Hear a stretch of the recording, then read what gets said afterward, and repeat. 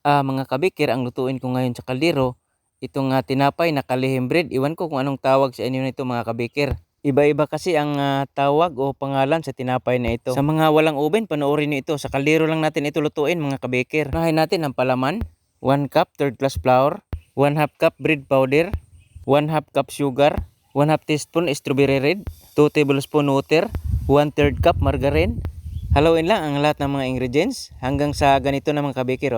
Isunod natin ang pabalat. 1 3/4 cup first class flour, 2 tablespoon sugar, 1/2 teaspoon salt, 1 teaspoon yeast, 1/2 cup water.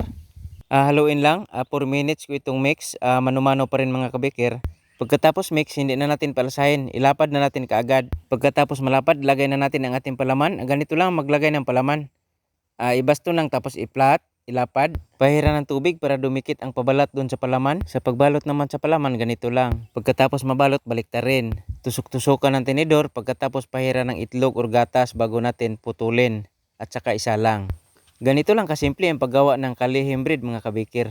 Pagkatapos lutuin sa katamtamang apoy, tulad sa bibingka pa rin mga kabikir ang pagluto. Pahiran ng oil or margarine ang lagyan ng tinapay para hindi didikit. 10 minutes naluto itong ating tinapay mga kabikir.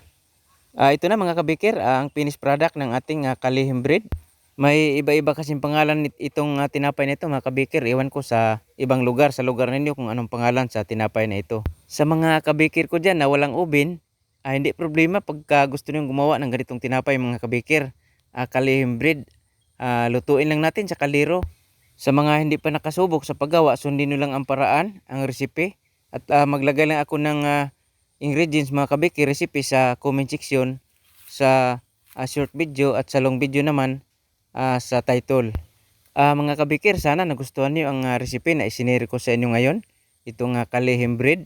At sa mga kabikir natin dyan na walang oven, na mahilig sa paggawa ng tinapay, abangan nyo mga kabikir ang iba ko pang mga recipe. Marami po tayo mga recipe na pwede lutuin natin sa kaldero, sa kawali at sa oven. Mga simpleng recipe lang ang lutuin ko ng mga tinapay para madali nyong matutunan mga kabikir. Mga kabikir, maraming salamat sa lagi nyong panonood, sa pag-share sa aking mga video.